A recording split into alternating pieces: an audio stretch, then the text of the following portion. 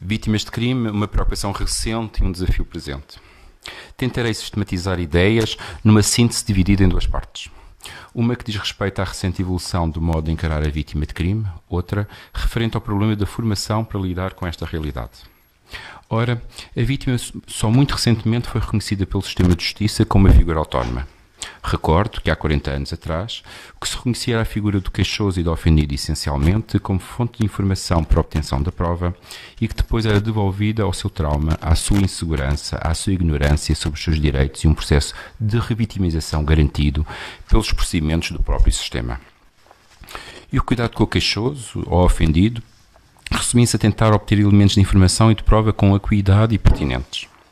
Por alguma razão, nesses tempos, a gíria policial considerava os suspeitos e os arguidos como os reais clientes do sistema, não a vítima que, como tal, era ignorada, independentemente da sensibilidade e bom senso dos que com ela contactavam. É por esta altura que começa a prestar-se atenção às vítimas de crime e a chamar-se a atenção para o problema, certamente graças à evolução dos valores sociais que foram emergindo nos anos 60 do século XX. Dessas alterações de valores, gerou-se um movimento de defesa dos direitos e interesses das vítimas de crime. Fazem parte desse devir a autonomização da vitimologia relativamente à criminologia, pois tinha que estudar-se a vítima com a força e a autonomia que ela impunha por si própria. Não cabe aqui a descrição da evolução histórica da vitimologia, dos seus acidentes de percurso e do seu objeto, como, por exemplo, a busca de contributo da vítima para o comportamento criminoso. Porém, a verdade é que os índices de criminalidade e as cifras negras reveladas pelos inquéritos de vitimação mostram um grau de insatisfação e desconfiança do sistema a par do sentimento de marginalização e impacto das condutas criminosas nas vítimas, e tudo isso mudou o foco de estudo. Na verdade, a análise dos graus de insatisfação e do impacto do crime nas vítimas conduziram a investigações sobre o trauma em casos de violação, sobre o impacto da crise do crime na população idosa ou sobre o síndrome da mulher vítima de violência doméstica, em 1979, e as investigações sobre stress pós-traumático, em 1980. Contribuíram decididamente para estabelecer a necessidade de apoio psicológico às vítimas de crime, quer imediato, quer de longa duração, e também aos familiares ou outras pessoas próximas. Neste processo, ganha corpo a necessidade de entender o papel do Estado no apoio direto à compensação económica às vítimas, numa ótica de solidariedade social associada a mecanismos indenizatórios. Isso mesmo representa o reconhecimento público da responsabilidade da sociedade e do Estado para com as vítimas de crime.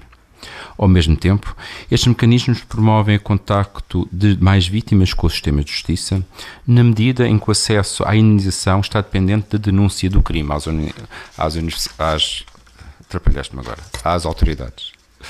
Não pode ainda deixar de sublinhar-se, neste percurso, o papel dos movimentos e organizações de defesa dos direitos das vítimas de crime.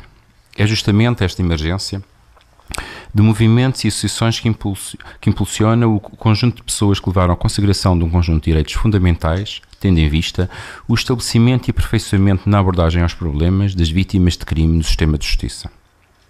A consagração de princípios e direitos teve lugar ao nível das legislações nacionais, por força de instrumentos jurídicos de organizações internacionais, seja a Organização das Nações Unidas, com a Declaração de Princípios Fundamentais da Justiça relativos às vítimas de crimes e de abuso de poder, 1985, seja o Conselho da Europa com 3 recomendações, 1985, Estatuto da Vítima no âmbito do direito penal e processo penal, 1987, Assistência às Vítimas e Prevenção da Vitimação, e 2006, Assistência às Vítimas de Crime.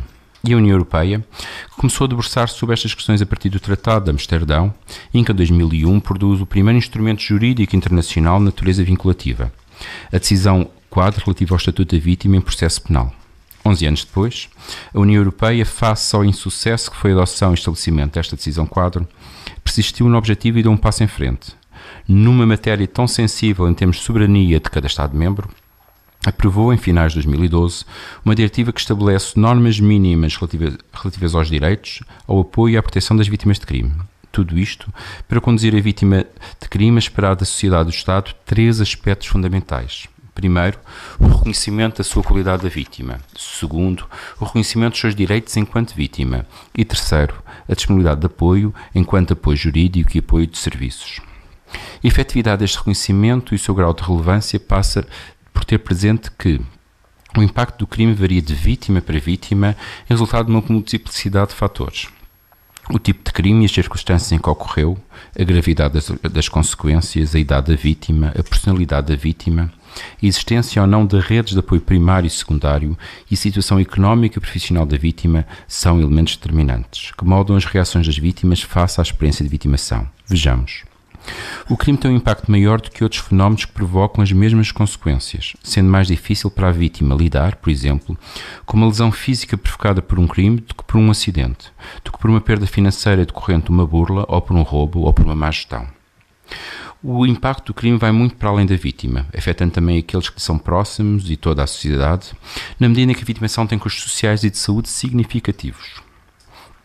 O sentimento de insegurança resultante de uma experiência de vitimação tem, sobretudo, entre a população idosa, um fortíssimo impacto reduzido, pelo menos, em desconfiança e medo difíceis de ultrapassar sem ajuda. O impacto do crime pode ser substancialmente mitigado caso a vítima receba, em tempo útil, apoio adequado. Há demonstração disso mesmo. Se é verdade que as necessidades das vítimas variam em função do impacto concreto da vitimação, convém, no entanto, precisar quais são as necessidades essenciais, a saber, imediata segurança e proteção da vítima e dos seus bens. Assistência imediata, seja a de cuidados de saúde, a obtenção de alojamento provisório, seja a substituição da fechadura e limpeza da casa após a ocorrência de um assalto, cancelamento de cheques e aos cartões de débito ou de crédito, etc. Informação sobre o impacto e consequências que um crime pode ter sobre o processo penal e sobre as práticas de prevenção.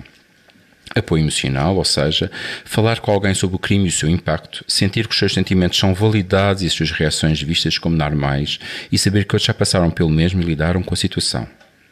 Não será difícil perceber que o apoio à vítima tem de dispor de um apoio articulado no interior do sistema e dos subsistemas e articulado com as instituições de apoio reconhecidas da sociedade civil. Acabamos sempre por chegar a um ponto crucial. O que fazer com as vítimas de crime e os seus direitos?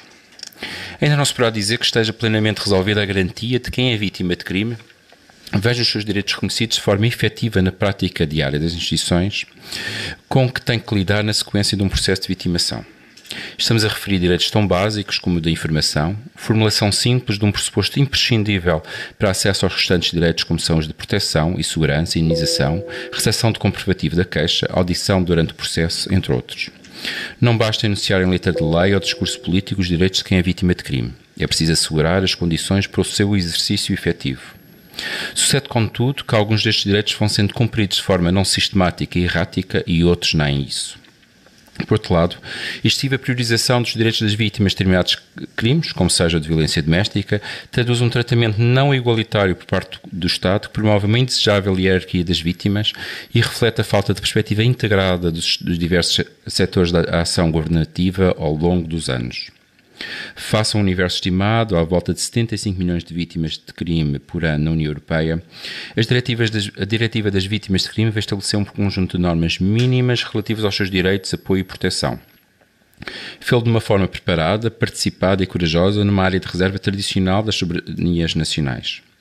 O patamar que pretende atingir é alcançável e continua a representar uma oportunidade única para que se possa operar uma mudança de paradigma da posição da vítima no sistema policial e judicial. Contudo, o Estatuto da Vítima constitui a certa altura, assim dizer, uma peça do jogo político entre a Comissão Europeia e o Estado português. É verdade que importa aperfeiçoar o quadro legal, mas mais do que isso, urge levá-lo ao terreno, estabelecendo regulamentos, protocolos de atuação e práticas padronizadas. Não será tarefa fácil, especialmente num país em que tudo se pede e tudo se espera da lei, mas em que se descuida a sua operacionalização e a monitorização da sua aplicação. Tal desarato só será alcançável se assentar numa perspectiva transversal dos subsistemas de justiça, de educação, de saúde, de segurança social e solidariedade, impondo-se a adoção de um mecanismo de governação integrada através da deliberação e execução, de uma forma participada, inovadora e não estatizante, de um plano nacional de ação para o apoio à vítima de crime. Outra questão é das competências sociais, interpessoais e competências específicas para lidar com as vítimas e a respectiva capacitação. Esse é o mundo dos diferentes agentes dos sistemas que têm que lidar com as vítimas. Começando pela ponta do sistema, que as vítimas agarram, e se olharmos para o policiamento, percebemos com facilidade que é uma tarefa com elevado grau de complexidade, apesar da tendência para a simplificação por quem muitas vezes fala sobre ele. Diz que tem uma componente de arte e outra de artesanato, uma parte técnica e outra de senso comum, e que, em casos contados, uma parte militar e outra parte de trabalho social. As tarefas de policiamento são, em geral, caracterizadas por um elevado grau de stress combinado com períodos de tédio e de imprevisibilidade. Qualquer abordagem, especialmente com a natureza de inquérito ou rastreio de formação, treino ou capacitação com as competências na esfera da segurança e ordem pública, de polícia criminal ou administrativa, terá forçosamente de basear-se na realidade da prática centrada no momento temporal. Esta formação e treino no meio das vítimas devia ter o que habitualmente não tem. Uma perspectiva nacional, uma coordenação científica, técnica e pedagógica nacional e critérios nacionais de avaliação externa da formação e dos seus resultados, justamente acautelando especificidades identificáveis de modo metodologicamente rigoroso e controlado. Esta a grande lacuna com consequência custos a vários níveis e natureza diversa que não cumpre referir aqui. Uma abordagem feita com rigor não poderá ignorar a necessidade de uma análise baseada nos incidentes críticos relevantes, particularmente no que interessa à problemática da vítima, centrada nela e nos seus direitos, e à problemática da vítima do ponto de vista da recolha da informação pertinente às situações concretas sobre a gestão da Polícia e do Ministério Público em qualquer dos planos das suas competências. Qualquer abordagem do problema da formação, mesmo preliminar, deveria poder concluir-se por uma série de recomendações. No entanto, não pode ser ignorada a necessidade de estabelecer a base de onde se há de partir. O ponto de partida é a constatação liminar de que a formação e treino pressupõe um olhar detalhado sobre o conteúdo funcional a que a formação é dirigida. Deve-se ter presente que o processo formativo acaba por visar a construção de poderes individuais com especial interesse e utilidade para a função visada. Não é, por consequência, relevante desconhecer o processo formativo concreto em análises da escola, passando pelo regime de prova-estágio e pela formação, subsequente, complementar ou de especialização. Ora, isto faz centrar a atenção na formação inicial que abarca a formação em estágio. Não há modo de não ter em consideração estes 3 pontos seguintes. Primeiro, a análise crítica da teoria e prática dos programas e currícula que contextualizam o problema em análise. Segundo, a definição e a explicação dos fundamentos, ou como também se diz, do racional, dos princípios orientadores e critérios da formação e treino. E terceiro, uma rigorosa perspectiva da natureza das tarefas a desenvolver e do que é necessário para o apoiar e dar consistência no desempenho de tais tarefas. Este alinhamento tem a ver com o enunciado seguinte. Os contextos sociais em que tais tarefas são desenvolvidas são fluidos, complexos e carregam aspectos idiosincráticos em cada caso particular. No sentido que o temperamento especial de cada indivíduo é condicionado pelas influências que nele se exercem. Segundo, o sucesso da execução das tarefas depende fundamentalmente da qualidade do exercício informado da chamada discricionariedade técnica sempre presente, o que não tem nada a ver com o poder discricionário, como é sabido. Terceiro, a qualidade do exercício de tal poder depende, entre outros fatores, da qualidade que os agentes aportem à sua capacidade de aprofundar a compreensão para procederem ao diagnóstico dos problemas que apelam à sua intervenção. E quarto, obviamente que, para conseguir tais níveis de desempenho, pressupõe-se uma organização de apoio efetivo que sustente e espere uma eficaz resolução de problemas por parte dos agentes ou dos operadores no uso dos seus poderes e competências. O problema é estabelecer se a perspectiva das tarefas necessárias é amplamente partilhada. Questão essencial é também definir se há de tratar-se de reforçar as práticas atuais ou de alterá-las. O que tem de dizer-se também é que não pode deixar-se de ter em atenção o chamado currículo oculto ou informal, que corresponde a substancial parte da realidade formativa na experiência dos formandos, em formação inicial e em estágio. Retenha-se, no entanto, que a formação implica seleção de valores e isso é tão verdade quanto é o currículo oculto ou informal. As percepções condicionam a abordagem ao problema hão de ter verificação e remediação. Enunciam-se algumas destas percepções seguidamente. O papel dos operadores do sistema, em sentido lato, é geralmente empolado e apoiado por um terno exame e análise ao sistema e pela cultura organizacional das escolas ou centros de formação. Terá de considerar-se a possibilidade de satisfazer a necessidade de definir um currículo mais equilibrado e integrado e basicamente apoiado numa envolvência mais humana e numa abordagem centrada no formando. E aqui poderá caber a sugestão de criar um núcleo curricular baseado numa prévia investigação de estudo de casos relativo a situações em que confluam integradamente as dimensões legal, procedimental, processual e social e requer uma adequada atuação do sistema de justiça e dos seus subsistemas. E nos seus subsistemas, peço perdão. Segundo, os currícula, em geral, estabelecem que se ministrem determinados conteúdos em fases muito precoces de formação, na designação saxónica to front-loaded. O que quer dizer que aos formandos é dado treino demasiado intensivo, mas demasiado abstrato e demasiado cedo, antes de serem submetidos ao contacto com a realidade operacional, quer da organização, quer da função. A reponderação poderá ocorrer por via da introdução de formação modular baseada na experiência. A formação de formadores surge naturalmente com a exigência de melhor e mais longa formação para poderem satisfazer as exigências de um currículo mais complexo. O controle de qualidade deverá andar a par de tudo isto, não na perspectiva tradicional de revisões periódicas, mas dando satisfação ao requisito operacional e de qualidade, que é o controle com base de desenvolvimento e aperfeiçoamento contínuo da formação. Só desse modo, o sistema de formação será capaz de responder rápida e de modo inteligível às aceleradas mudanças sociais. Chegados aqui, tem de olhar-se para os fundamentos, finalidades e princípios para o desenvolvimento de competências, de que é isso de que se trata. Em termos comparados, a formação e treino têm que ter em atenção várias dimensões profissionais em presença, a saber, o exercício de um grau elevado de inteligência, a manutenção da tranquilidade e segurança pública e a defesa da legalidade, que implica o exercício de um vasto leque de especiais capacidades sociais e interpessoais, orientado e centrado no cidadão, nas vítimas de crime, orientado para servir a comunidade e respondendo perante ela. Empenhamento com elevado padrões éticos que regulem as relações com os cidadãos e o público em geral e as vítimas em especial e com as vítimas em especiais. Operadores que desenvolvam a sua compreensão dos contextos sociais e culturais da sua área de ação. Não pode também deixar-se de tomar-se em consideração alguns importantes desenvolvimentos recentes, como o desaparecimento progressivo das pequenas comunidades em favor da emergência de meios crescentemente mais complexos, instáveis e socialmente pouco coesos e em que os padrões criminais são bem diferenciados e menos previsíveis. Para o que aqui releva, ficam apenas iniciados alguns critérios. Primeiro, a capacidade para observar e analisar situações de modo a que se possa extrair delas informação relevante. Segundo, capacidade para interpelar a situação crítica e a própria intervenção a partir de perspectivas alternativas, comunicando com outros. Terceiro, capacidade para quebrar barreiras de comunicação.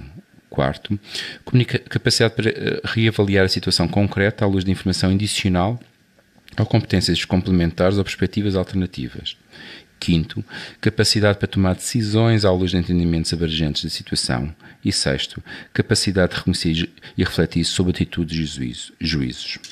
Do ponto de vista das competências sociais, interpessoais e competências específicas relativamente às problemáticas das vítimas, deve ser em consideração que em algumas situações deliberar sobre o que deve ser feito em circunstâncias únicas e complexas requer o exercício de um juízo pessoal. Em tais circunstâncias, está naturalmente afastada a aplicação de princípios gerais que, por não poderem ser aplicados sem ambiguidade para encontrar soluções para problemas concretos a defrontar.